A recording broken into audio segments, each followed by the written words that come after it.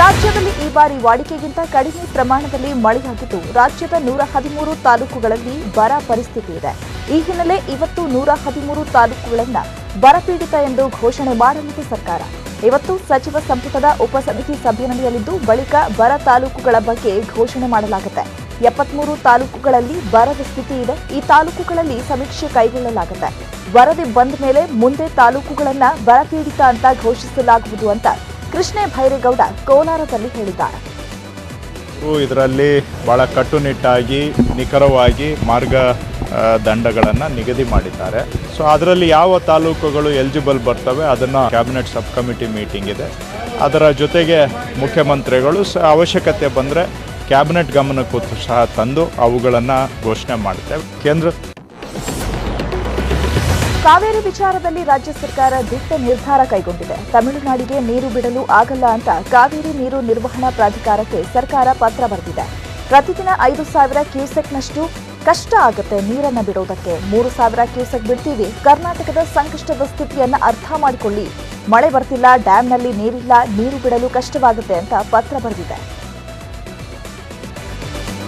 ಕಾವೇರಿ ವಿಚಾರವಾಗಿ ಮಾಜಿ ಪ್ರಧಾನಿ ಎಚ್.ಡಿ. ದೇವೇಗೌಡ ಮಾತನಾಡಿದ್ದಾರೆ. ನಾನು ಮಾತನಾಡುವ ಟೈಮ್ ಬಂದಾಗ ಮಾತನಾಡ್ತೇನೆ ಅಂತ ಹೇಳಿದ್ದಾರೆ. ಕುಮಾರಸ್ವಾಮಿ ಅವರು ಸಿದ್ದರಾಮಯ್ಯ ಕರೆದು ಮೀಟಿಂಗಲ್ಲಿ ಹೋಗಿ ಮಾತಾಡಿದ್ದಾರೆ. ಅಲ್ಲೇನು ಮಾತನಾಡಿತು ಅನ್ನೋದ್ರ ಬಗ್ಗೆ ಅದರ ಸಾರಾಂಶ ಈಗಾಗಲೇ ಕುಮಾರಸ್ವಾಮಿ ಅವರು ಹೇಳಿದ್ದಾರೆ. ನಾನು ಈ ಸಂದರ್ಭದಲ್ಲಿ ಅಲ್ಲೇನು ನಡೀತಾ ಇದೆ ಅನ್ನೋದ್ರ ಬಗ್ಗೆ ಒಂದು ಕಡೆ ಸುಪ್ರೀಂ ಕೋರ್ಟಲ್ಲಿ ತೀರ್ಮಾನ ಏನೂ ಕೊಡಲಿಲ್ಲ. ಆಮೇಲೆ ಪ್ರಾಧಿಕಾರ ತೀರ್ಮಾನ ಏನೂ ಮಾಡಿಲ್ಲ. ಈ ಹಂತದಲ್ಲಿದೆ. ಮಂಡ್ಯದಲ್ಲಿ ಹೋರಾಟ ನಡೀತಾ ಇದೆ. ಮಂಡ್ಯದಲ್ಲಿ ಕಾವೇರಿ ಹೋರಾಟ ಇನ್ನಷ್ಟು ತೀವ್ರಗೊಂಡಿದೆ. ಇವತ್ತು ಕೂಡ ಜಿಲ್ಲೆಯಾದ್ಯಂತ ವಿವಿಧ ಸಂಘಟನೆಗಳು ಹೋರಾಟ ಮುಂದುವರೆಸಲಿವೆ. ಕನ್ನಡಪರ ಸಂಘಟನೆ ಕಾರ್ಯಕರ್ತರು ಶ್ರೀರಂಗಪಟ್ಟಣದ ಹನುಮಂತನಗರದಲ್ಲಿ ವಿನೂತನ ರೀತಿಯಲ್ಲಿ ಪ್ರತಿಭಟನೆ ಮಾಡಲಿದ್ದಾರೆ. ಮಿನರಲ್ ವಾಟರ್ನಲ್ಲಿ ಭತ್ತದ ಪೈರು ನಾಟಿ ಮಾಡಿ ಸರ್ಕಾರಕ್ಕೆ ಚಾಟಿ ಬೀಸುವುದಕ್ಕೆ ತಯಾರಿ ನಡೆಸಿದ್ದಾರೆ. ಸುಮಾರು ಅರ್ಧ ಎಕರೆ ಜಮೀನಿನಲ್ಲಿ ನಾಟಿ ಮಾಡಲು ಪ್ರತಿಭಟನಾಕಾರರು ಸಿದ್ಧತೆ ಮಾಡಿಕೊಂಡಿದ್ದಾರೆ. ಅತ್ತ ರೈತ ಹಿತರಕ್ಷಣಾ ಸಮಿತಿಯಿಂದಲೂ ಹೋರಾಟ ಮುಂದುವರಿಯಲಿದೆ. ಮಂಡ್ಯದ ವಿವಿ ಪ್ರತಿಮೆ ಮುಂಭಾಗ ಪ್ರತಿಭಟನಾ ಧರಣಿ ಮುಂದುವರಿಯಲಿದೆ.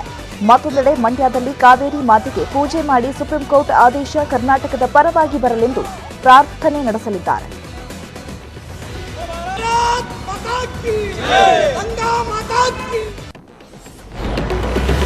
ಕೆಆರ್ಎಸ್ ಡ್ಯಾಂನಿಂದ ತಮಿಳುನಾಡಿಗೆ ನೀರು ಹರಿಸುತ್ತಿರುವುದನ್ನು ವಿರೋಧಿಸಿ ಮಂಡ್ಯದಲ್ಲಿ ಬಿಜೆಪಿ ಕಾರ್ಯಕರ್ತರು ವಿನೂತನ ಪ್ರತಿಭಟನೆ ನಡೆಸಿದ್ದಾರೆ.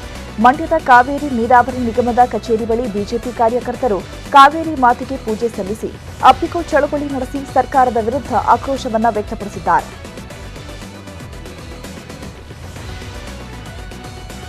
ನಮ್ಮ ಮಂಡ್ಯ ಜಿಲ್ಲೆಯಲ್ಲಿ ನಮ್ಮ ಕಾವೇರಿ ಭವನದಲ್ಲಿ ವಿಶೇಷವಾಗಿ ನಮ್ಮ ಕಾವೇರಿ ಪೂಜೆ ಮಾಡಿಸಿದ್ವಿ. ಏನು ಪೂಜೆ ಅಂದರೆ ನಮ್ಮ ಕಾವೇರಿ ತಾಯಿ ಮಡಿಲನ್ನು ಅಪ್ಪಿಕೋ ಚಳವಳಿಯ ಮೂಲಕ ಈ ಭ್ರಷ್ಟ ರಾಜ್ಯ ಸರ್ಕಾರಕ್ಕೆ ಕಣ್ತೆರೆಸಬೇಕು ಅಂತ ಅಪ್ಪಿಕೋ ಚಳವಳಿ ಮಾಡಿದ್ದೀವಿ. ಈ ಅಪ್ಪಿಕೋ ಚಳವಳಿ ವಿಶೇಷತೆ ಇಷ್ಟೇ, ನಮ್ಮ ಕನ್ನಂಬಾಡಿ ಕಟ್ಟೆ ನೀರು ನಮಗಿಲ್ಲ, ನಮ್ಮ ಮಂಡ್ಯ ಜಿಲ್ಲೆ ರೈತರಿಗಿಲ್ಲ, ತಮಿಳುನಾಡಿಗೆ ಡೈಲಿ 5,000 ಕ್ಯೂಸೆಕ್ ಹರಿದು ಹೋಗ್ತಾ ಇದೆ.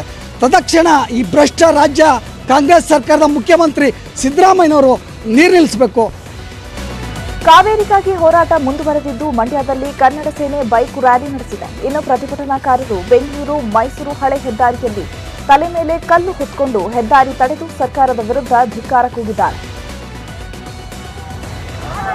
ತಮಿಳುನಾಡಿಗೆ ಕಾವೇರಿ ನೀರು ಬಿಡುಗಡೆ ಖಂಡಿಸಿ ಶ್ರೀರಂಗಪಟ್ಟಣದ ಕಾವೇರಿ ನದಿಯ ಸ್ನಾನಘಟ್ಟದಲ್ಲಿ ಮಕ್ಕಳು ಪ್ರತಿಭಟನೆ ನಡೆಸಿದ್ದಾರೆ.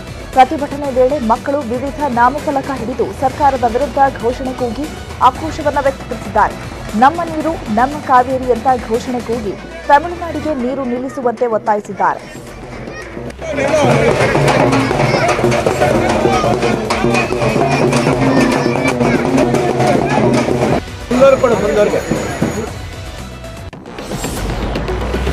ತಮಿಳುನಾಡಿಗೆ ಕಾವೇರಿ ನದಿ ನೀರು ಬಿಡುಗಡೆ ಖಂಡಿಸಿ ಇತ್ತ ಮೈಸೂರಿನಲ್ಲಿ ವಾಟಾಳ್ ನಾಗರಾಜ್ ಪ್ರತಿಭಟನೆ ನಡೆಸಿದ್ದಾರೆ.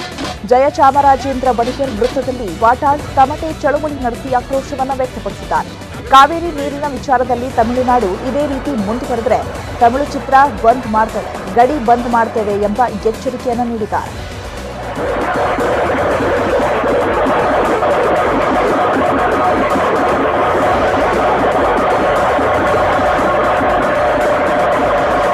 ಸ್ಟಾಲಿನ್ನವರೇ ಎಚ್ಚರಿಕೆ ಕೊಡ್ತಾ ಇದ್ದೀನಿ.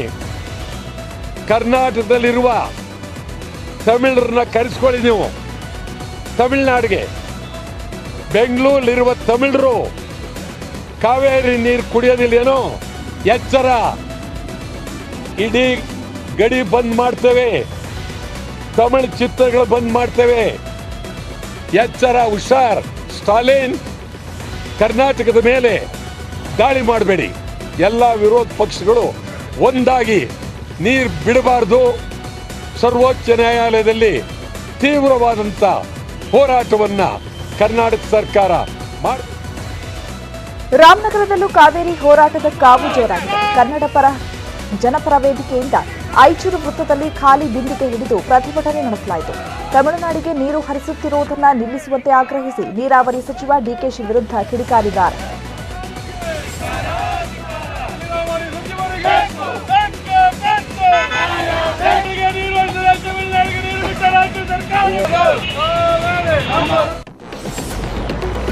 ಸೆಪ್ಟೆಂಬರ್ 8ರಂದು ಕಾಂಗ್ರೆಸ್ ಸರ್ಕಾರದ ವಿರುದ್ಧ ಬೆಳಗಾವಿಯಲ್ಲಿ ಬಿಜೆಪಿ ರೈತ ಮೋರ್ಚಾ ಬೃಹತ್ ಪ್ರತಿಭಟನೆ ನಡೆಸಲಿದೆ. ರಾಜ್ಯದಲ್ಲಿ ವಿದ್ಯುತ್ ಅಭಾವ ಉಂಟಾಗಿ ರೈತರ ಪಂಪ್ಸೆಟ್ಗಳಿಗೆ ತೊಂದರೆಯಾಗ್ತಾ ಇದೆ. ಕಾಂಗ್ರೆಸ್ ಸರ್ಕಾರದ ರೈತ ವಿರೋಧಿ ಹಾಗೂ ಜನವಿರೋಧಿ ನೀತಿ ಖಂಡಿಸಿ ಪ್ರತಿಭಟನೆ ಮಾಡ್ತೀವಿ ಅಂತ ಬಿಜೆಪಿ ರೈತ ಮೋರ್ಚಾ ರಾಜ್ಯಾಧ್ಯಕ್ಷ ಈರಣ್ಣ ಕಡಾಡಿ ಹೇಳಿದ್ದಾರೆ. ಸರ್ಕಾರದ ಈ ರೈತ ವಿರೋಧಿ ನೀತಿಯನ್ನ, ಈ ಜನ ವಿರೋಧಿ ನಿಲುವುಗಳನ್ನು ಖಂಡಿಸಿ ಭಾರತೀಯ ಜನತಾ ಪಾರ್ಟಿ ರೈತ ಮೋರ್ಚಾದ ವತಿಯಿಂದ ಅಲ್ಲಿರ್ತಕ್ಕಂಥ ರೈತರನ್ನು ಸಂಘಟಿಸಿ ಸರ್ಕಾರಕ್ಕೆ ಒಂದು ಬಿಸಿಯನ್ನು ಮುಟ್ಟಿಸಬೇಕು ಮತ್ತು ಈ ಸಮಸ್ಯೆಗಳ ಕುರಿತು ಗಮನವನ್ನು ಸೆಳೆಯಬೇಕಂತ ಹೇಳಿ ಸೆಪ್ಟೆಂಬರ್ 8ನೇ ತಾರೀಕು ಇಡೀ ರಾಜ್ಯದಾದ್ಯಂತ ಎಲ್ಲ ತಾಲೂಕಾ ಕೇಂದ್ರಗಳಲ್ಲಿ ಈ ರೈತ ವಿರೋಧಿ ನಿಲುವುಗಳನ್ನು, ನೀತಿಗಳನ್ನು ಖಂಡಿಸಿ ಬೃಹತ್ ಪ್ರತಿಭಟನೆಯನ್ನು ಮಾಡಬೇಕಂತ ಹೇಳಿ ನಾನು ಭಾರತೀಯ ಜನತಾ ಪಾರ್ಟಿಯ ರೈತ ಮೋರ್ಚಾದ ರಾಜ್ಯ ಅಧ್ಯಕ್ಷನಾಗಿ ನಾನು ಈಗಾಗಲೇ ಕರೆಯನ್ನು ಕೊಟ್ಟಿದ್ದೇನೆ. ಅದಕ್ಕೆ ಅನೇಕ ಕಡೆ ಮಳೆ ಕೊರತೆಯಿಂದಾಗಿ ರೈತರು ಕಂಗಾಲಾಗಿದ್ದಾರೆ. ಹೀಗಿರುವಾಗ ಹಾವೇರಿ ಭಾಗದಲ್ಲಿ ರಾಣೆಬೆನ್ನೂರು ಶಾಸಕ ಪ್ರಕಾಶ್ ಕೋಳಿವಾಡ ಇವತ್ತು ಮೋಡ ಬಿತ್ತನೆಗೆ ಚಾಲನೆ ಕೊಟ್ಟಿದ್ದಾರೆ. ಶಾಸಕರು ತಮ್ಮ ಸ್ವಂತ ಖರ್ಚಿನಲ್ಲಿ 3 ದಿನಗಳ ಕಾಲ ಮೋಡ ಬಿತ್ತನೆ ಮಾಡಿಸುತ್ತಿದ್ದಾರೆ. ಇದರಿಂದ ಮಳೆ ಇಲ್ಲದೆ ಕಂಗಾಲಾಗಿದ್ದ ರೈತರ ಮೊಗದಲ್ಲಿ ಸಂತಸ ಮೂಡಿದೆ.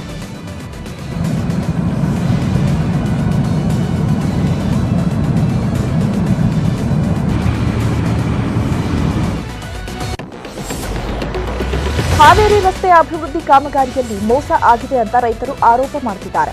ರೈತರಿಗೆ ಕೊಡಬೇಕಾದ ಪರಿಹಾರದ ಹಣವನ್ನ ಹೆದ್ದಾರಿ ಪ್ರಾಧಿಕಾರ ನೀಡಿಲ್ಲ ಅಂತ ರೈತರು ಪ್ರತಿಭಟನೆ ನಡೆಸಿದ್ದಾರೆ. ಈ ಹಿನ್ನೆಲೆ ಗದಗ ಹೊನ್ನಾಳಿ ರಸ್ತೆ ಕಾಮಗಾರಿ ಬಂದ್ ಮಾಡಿ ರಾಣೆಬೆನ್ನೂರು ನಗರದ ಹೊರವಲಯದಲ್ಲಿ ಆಕ್ರೋಶವನ್ನ ವ್ಯಕ್ತಪಡಿಸಿದ್ದಾರೆ.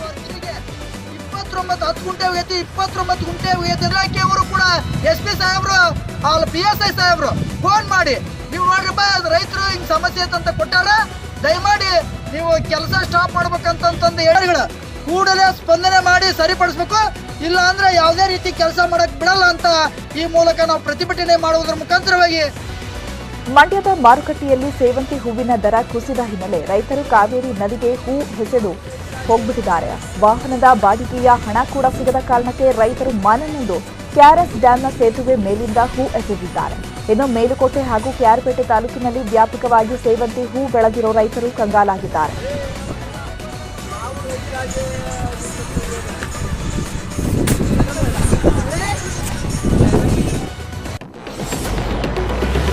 ರೈತರಿಗೆ ಒಂದಿಲ್ಲೊಂದು ಸಂಕಷ್ಟಗಳು ಎದುರಾಗುತ್ತಲೇ ಇದೆ.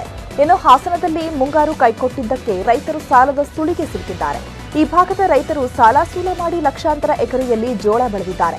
ಆದರೆ ಜಿಲ್ಲೆಯ ಬಹುತೇಕ ತಾಲೂಕುಗಳಲ್ಲಿ ಜೋಳದ ಬೆಳೆ ಬತ್ತು ಹೋಗಿದೆ. ಜೂನ್ ಜುಲೈನಲ್ಲಿ ಆದ ಬೆಳೆಗೆ ಬಿತ್ತನೆ ಮಾಡಿದ್ದ ರೈತರು ಆಗಸ್ಟ್ನಲ್ಲಿ ಮಳೆ ಕೊರತೆ ಹಿನ್ನೆಲೆ ಕೈಗೆ ಬಂದ ಬೆಳೆ ಬಾಯಿಗೆ ಬಾರದೆ ಸಂಕಷ್ಟಕ್ಕೆ ಸಿಲುಕಿದ್ದಾರೆ. ಇದುವರೆಗೆ ಅಧಿಕಾರಿಗಳು ರೈತರ ಕಡೆ ತಿರುಗಿ ನೋಡಿಲ್ಲ ಅಂತ ಆಕ್ರೋಶವನ್ನ ವ್ಯಕ್ತಪಡಿಸಿದ್ದಾರೆ. ಕೂಡಲೇ ಸರ್ಕಾರ ಮಧ್ಯಪ್ರವೇಶಿಸಿ ಬೆಳೆ ಪರಿಹಾರ ಹಾಗೂ ಸಾಲ ಮನ್ನಾ ಮಾಡಬೇಕೆಂದು ಆಗ್ರಹಿಸಿದ್ದಾರೆ.